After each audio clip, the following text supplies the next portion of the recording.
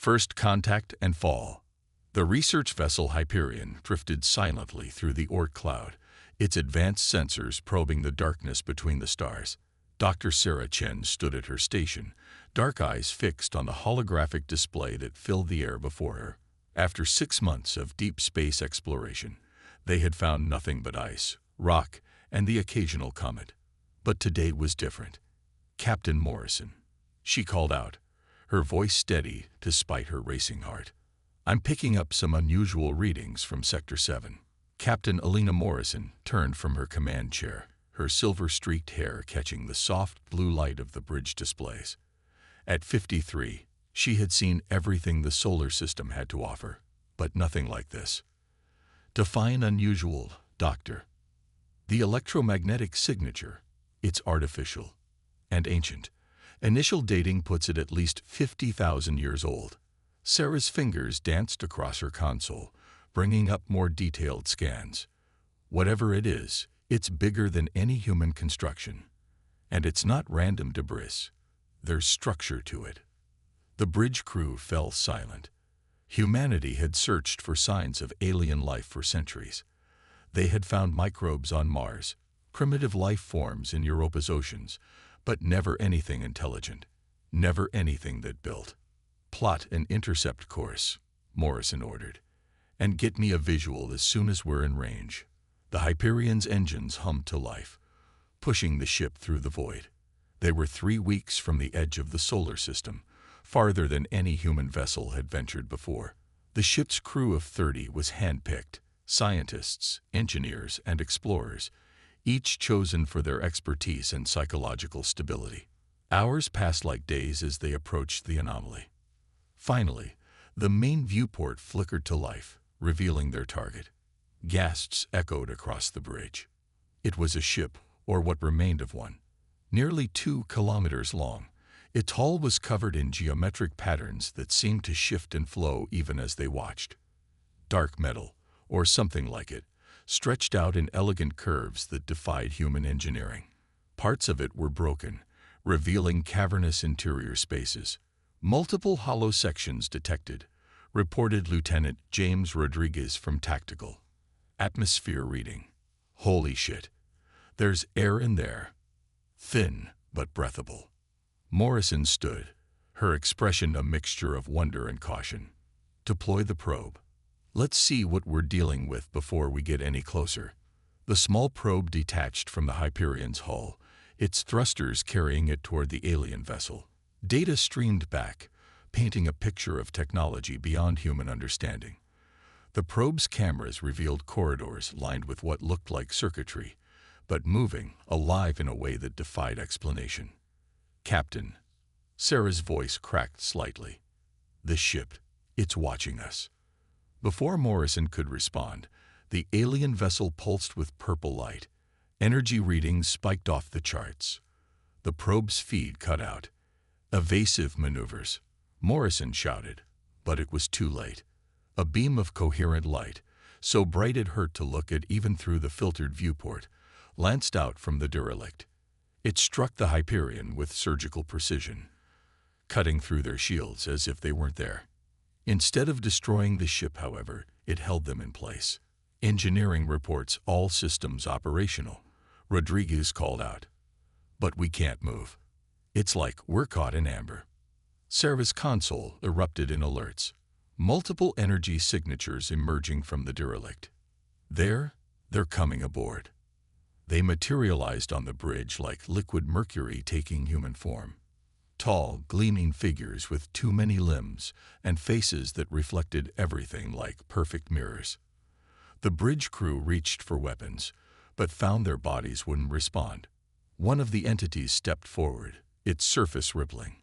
When it spoke, the words emerged in perfect English, though no mouth was visible.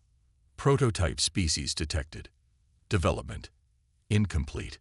Classification potential useful. Begin acquisition process." Morrison fought against the paralysis holding her in place.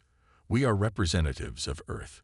We come in peace and wish to establish diplomatic." "Peace is irrelevant," the entity interrupted. "Your species has achieved spaceflight, but not transcendence. You will be studied. You will be improved. Resistance is counterproductive to optimization. More entities appeared throughout the ship. Through the internal cameras, Morrison watched helplessly as her crew was systematically tagged with devices that looked like drops of living metal.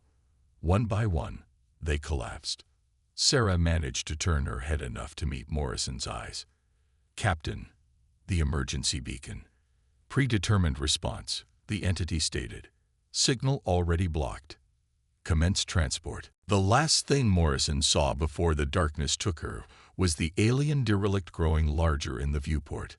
Not derelict, she realized too late. Not abandoned. A trap. A web. And they had flown right into it. The Hyperion, pride of Earth's scientific fleet, vanished into the ancient vessel's hollow depths. In the space it left behind, a single probe floated, its memory banks containing humanity's first and last clear images of their captors. 3 days later, when the Hyperion failed to make its scheduled check-in, Earth would launch a search. They would find nothing but empty space and lingering radiation. The probe, designed to survive almost anything, would eventually be recovered. Its data would spark a revolution in human technology. It would drive humanity to build bigger ships, better weapons. It would unite the planet in a way nothing else could have. Because the images it carried showed something worse than hostile aliens. They showed aliens who looked at humanity the way humans looked at laboratory mice.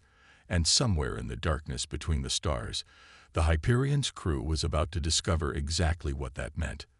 The laboratory. Dr. Sarah Chen awoke to the sound of breathing. Not her own. Many others, echoing in what must have been a vast space. Her eyes opened to a purple-tinged light that seemed to come from everywhere and nowhere at once. She lay on something that wasn't quite solid, wasn't quite liquid, a surface that adjusted to her every movement. "Dr. Chen." Captain Morrison's voice came from nearby. "Can you move?" Sarah tested her limbs. Unlike during their capture, she had full control. She sat up slowly, fighting a wave of dizziness. The room, if it could be called that, stretched far beyond what should have been possible given the size of the alien ship they'd seen. Dozens of her crewmates lay on similar surfaces, most beginning to stir. But they weren't alone. "Oh my God," Sarah whispered. In other sections of the vast chamber, separated by barely visible force fields, were creatures she had never imagined possible. Some were clearly bipedal, others moved on multiple legs or no legs at all. Some seemed to be made of crystal, others of gas held in humanoid form. All were contained, all were being watched by the same silver entities that had captured the Hyperion's crew. "They're all specimens," Morrison said, her voice tight with anger. "Like a cosmic zoo. More accurately, a research facility," came a voice that seemed to bypass their ears entirely. One of the silver entities had appeared beside them.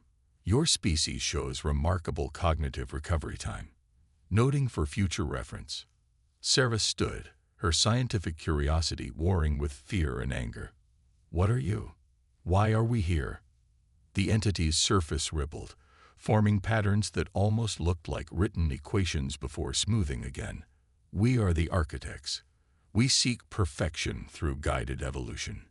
Your species has potential. You will be improved." "We didn't ask for improvement," Morrison snapped, also rising. Around them, more of the crew were awakening, taking in their surroundings with expressions of horror and amazement. "Consent is irrelevant to progress," the architect stated. "Observe." A section of the chamber's wall became transparent, revealing another room. Inside, a creature that might once have been humanoid was being modified by streams of living metal. Its screams were mercifully silent, but the sight sent chills through Sarah's spine.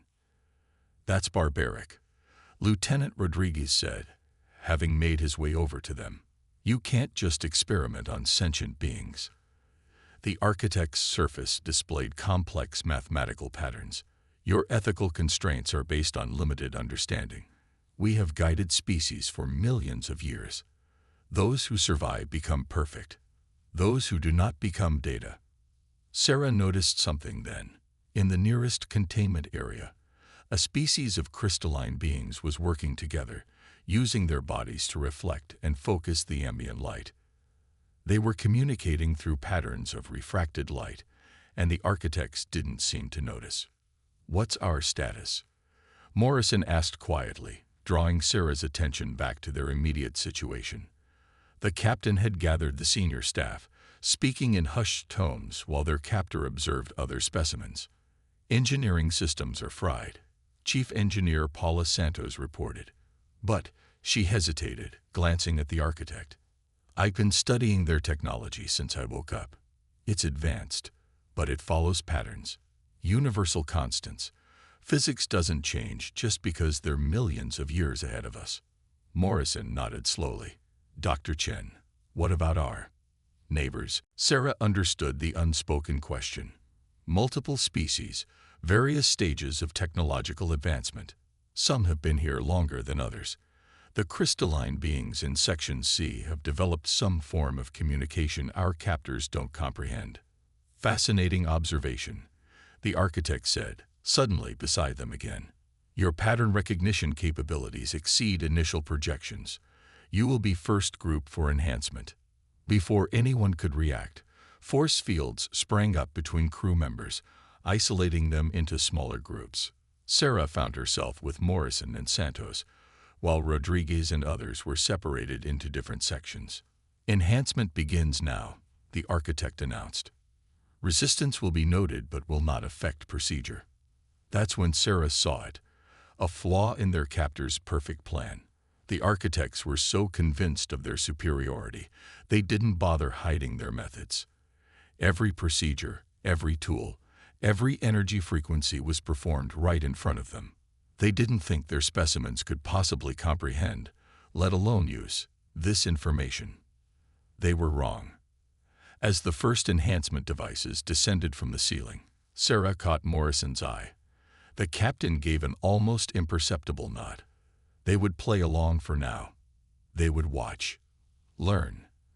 And when the time came, they would show these self-proclaimed architects exactly why humanity had survived every challenge Earth had thrown at them. The first wave of pain hit as the enhancement began, but through it, Sarah focused on memorizing every detail, every frequency, every pattern. The architects had made a crucial mistake. They had given their lab rats access to the maze's blueprints. In other containment areas, the crystalline beings continued their light-based communication. Other species watched the humans with new interest. Something was changing in the perfect laboratory of the architects, something they hadn't calculated for. Hope, after all, couldn't be quantified in their equations. As darkness took her again, Sarah's last thought was of the probe they'd left behind. Earth would be looking for them. And when they found this place, and they would find it, humanity wouldn't come as specimens. They would come as a force the architects had never encountered in their millions of years of experimentation, a species that refused to be perfected because they understood something the architects never would. The greatest strength of humanity wasn't in their biology or their technology. It was in their defiance. Evolution of defiance. Time moved strangely in the architect's laboratory. Without day or night cycles, marking its passage became an exercise in observation. Paula Santos measured it in the cycles of the enhancement procedures. Sarah Chen counted it in the patterns of the crystalline beings' light communications. Captain Morrison tracked it in the growing strength of her crew's resistance. The architects had made their first mistake by underestimating human adaptability. Their second was assuming pain would break their specimen's will. Instead, it had forged it into something stronger. "The neural interfaces are evolving," Sarah whispered during one of their brief respites between procedures. The architects had implanted them all with biotechnology that was supposed to make them more perfect. But humanity's greatest trait had always been turning others' tools to their own purposes. Paula nodded, her once dark hair now streaked with silver from the procedures. "I can feel it. They wanted to enhance our processing speed, but they didn't account for how we'd use it. Every time they increase our capacity, we understand more of their technology." The architects moved among their specimens, their mercury-like forms rippling with equations and data. They didn't bother encrypting their communications. Why would they? To them, their specimens were like ants trying to comprehend quantum physics. But the ants were learning. Through the neural interfaces meant to control them, humans began to access the facility's systems. Slowly, carefully, they built their understanding. Morrison had organized them into teams, each focusing on different aspects of their captor's technology. Some studied the force fields, others the material science of the architects themselves. The crystalline beings, who they learned called themselves the Lumini, proved to be invaluable allies. Through their light-based communication, which the architects dismissed as simple bioluminescence, they shared knowledge gained from centuries of captivity. "They're not as perfect as they think," Morrison said during one strategy session, her voice barely audible over the hum of the laboratory systems. "The Lumini have observed patterns. The architects are so convinced of their superiority that they never change their routines, never adapt their security protocols." Sarah had made another discovery, one that sent chills through the entire crew. "They're dying," she revealed. "The architects, their entire species is slowly breaking down. That's why they're so obsessed with perfection. They're trying to engineer their own survival through us." The implications were staggering. The architects weren't gods. They were desperate, ancient and powerful, yes, but ultimately fearful of their own extinction. Each specimen species was an experiment in solving their own mortality. Lieutenant Rodriguez, his body now laced with biotechnology that the architects thought would make him more controllable, had turned those same enhancements into a weapon. "Their control systems have blind spots," he reported. "The neural links work both ways. Every time they try to access our minds, we get a glimpse of theirs." They weren't the only ones preparing for resistance. Throughout the vast laboratory, other species had noticed the humans' quiet defiance. The gaseous beings in Section E had begun manipulating their atmospheric controls. The multi-limbed engineers from Section K were subtly altering their containment fields. The architects, in their arrogance, saw only compliance and improvement. Their specimens were becoming stronger, faster, more capable, exactly as planned. They didn't recognize that they were creating the tools of their own downfall. But there were costs. Not everyone survived the enhancements. Sarah kept a mental list of those they'd lost, names to fuel their resolve. The architects saw these deaths as simple data points, unsuccessful iterations in their grand experiment. They didn't understand that each loss only hardened the survivor's determination. During one enhancement session, as the biotechnology rewrote her nervous system for the 100th time, Sarah made a breakthrough. Through the haze of pain, she finally grasped the fundamental principle of the architect's technology. It wasn't just advanced science, it was a different way of thinking about reality itself. "They don't modify matter," she explained to Morrison later. "They convince it to be something else. Their technology isn't about force, it's about persuasion at the quantum level." This understanding changed everything. The humans had been trying to fight the architect's control through brute force and cleverness. But now they saw a better way. If matter could be persuaded, so could the systems controlling it. Paula and her engineering team began reprogramming their neural interfaces at the quantum level. Instead of fighting the enhancements, they embraced them, but with their own modifications. Each procedure meant to perfect them became a chance to strengthen their resistance. The architects noticed that their specimens were changing in unexpected ways, but their mathematics told them this was simply part of the perfection process. They increased the intensity of the procedures, believing that more control was the answer. They didn't realize they were only giving their captives more weapons. "We're almost ready," Morrison announced during what they calculated was their 3rd month of captivity. "The Lumini have agreed to coordinate with us. 5 other species are prepared to move when we give the signal." Sarah looked around at her crewmates. They were no longer purely human. Their bodies were threaded with living metal, their minds expanded by alien biotechnology. But their humanity, the core of who they were, remained unbroken. The architects had sought to perfect them, not realizing that humanity's imperfections, their adaptability, their creativity, their sheer stubborn defiance, were what made them strong. Soon, very soon, the specimens would show their captors just how perfect they had become. And in the vast laboratory that had been meant to be their prison, a revolution born of light, gas, crystal, and transformed humanity was about to begin. The Great Escape. The signal that began the revolution wasn't an explosion or a battle cry. It was a simple pattern of light, reflected through the crystalline bodies of the lumini, synchronized with a subtle fluctuation in the atmospheric containment of the gaseous beings. To the architects, it appeared as nothing more than normal specimen behavior. They never saw the rebellion coming until it was too late. Captain Morrison stood in her containment field, the alien biotechnology in her body humming with carefully controlled energy.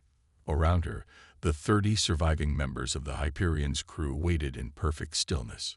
The architects had wanted to perfect them. Now they would learn the price of that perfection. Execute Pattern Alpha. Morrison subvocalized through the neural network they'd rebuilt beneath the architect's control systems. Across the vast laboratory, humans and aliens moved as one. The lumini burst into brilliant light, their crystalline forms channeling energy in ways the architects had never imagined possible. The gaseous beings expanded suddenly, their molecular structure altered by months of careful preparation. Force fields flickered as carefully planted quantum fluctuations cascaded through the containment systems. And the humans, their bodies now hybrid networks of flesh and living metal, turned the architect's own enhancements against them. Your specimens are malfunctioning, one architect announced, its mercury-like surface rippling with confusion, implementing emergency containment protocols. Sarah Chen smiled as the emergency systems activated. They'd been counting on that. The architect's protocols were perfect, unchanging, and perfectly predictable. The moment the containment fields intensified, Paula Santos activated their countermeasures. The neural interfaces that the architects had implanted blazed with power, but instead of controlling their specimens, they became conduits for a different kind of command. Quantum persuasion, as Sarah had termed it, rippled through the laboratory systems. Impossible, an architect declared as its control interfaces began responding to specimen commands. This level of coordination cannot exist in imperfect beings. Lieutenant Rodriguez, his consciousness spread through the facility's security network, laughed. You never understood. Perfection isn't about control. It's about adaptation. The laboratory erupted into chaos, but a carefully orchestrated chaos. The multi-limbed engineers from Section K had spent months subtly altering their containment fields. Now those alterations spread like viruses through the facility's systems. The Lumini's light show wasn't just a signal. It was a weapon, overloading sensitive optical circuits that the architects relied on. More architects arrived, their forms shifting with agitation. Terminate specimens, they commanded. Data collection complete. Begin purge protocols. But the specimens were no longer following their scripts. The gaseous beings had transformed their atmospheric containment into plasma channels, creating corridors of superheated particles that even the architects couldn't pass through. The Lumini focused their light into cutting beams, slicing through secondary control systems. And the humans, led by Morrison, began their own transformation. The living metal in their bodies responded to their combined will, reshaping itself according to plans they'd spent months perfecting. The architects watched in what might have been horror as their specimens transformed into hybrid warriors, their flesh seamlessly integrated with technology that had been meant to control them. You fail to comprehend, an architect said, its surface now roiling with chaotic patterns. We are perfect. We have guided evolution for millions of years. You cannot overcome perfection. Perfect things don't evolve. Sarah responded, her voice carrying through systems that now answered to her commands. They stagnate, die. That's why you're failing, why your species is dying. You forgot how to adapt.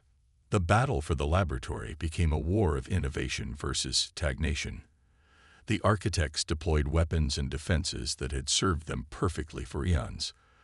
The specimens countered with strategies that evolved moment by moment, each failure immediately leading to new approaches. Morrison led the assault on the laboratory's central control nexus, her transformed crew moving with impossible coordination. The neural network they'd built didn't just connect their minds. It united their strengths. When one fell, others adapted instantly to compensate. The architects had never faced an enemy that could match their technological level. They'd certainly never expected their own specimens to become such an enemy. Their perfect protocols began to fail as they encountered scenario after scenario they had never programmed responses for. The ship, Morrison commanded as they fought their way through the facility. "We need to reach the Hyperion." The Specimens Alliance had planned for this. The gaseous beings created corridors of clear air through their plasma barriers. The Lumini used their crystalline bodies as waveguides, transmitting targeting data and communications. The multi-limbed engineers adapted facility systems into transportation networks. Deep in the ancient vessel's hollow core, they found their ship. The architects had modified it, studied it, tried to perfect it according to their standards. Like its crew, the Hyperion was no longer purely human technology, but that only made it more powerful.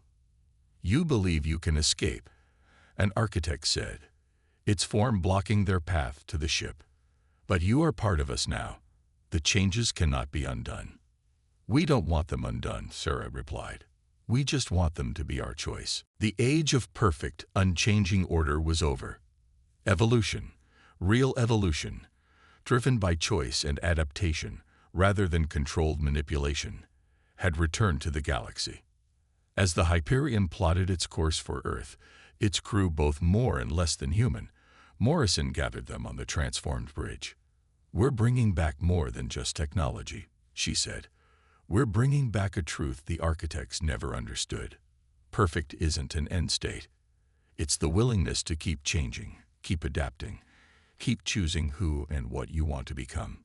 The ship accelerated into the darkness between the stars, carrying with it the seeds of a revolution that would transform not just humanity, but the very nature of evolution itself. Humanity's return. Earth's early warning systems detected the Hyperion's return long before it reached the solar system. But this was not the same ship that had vanished months ago.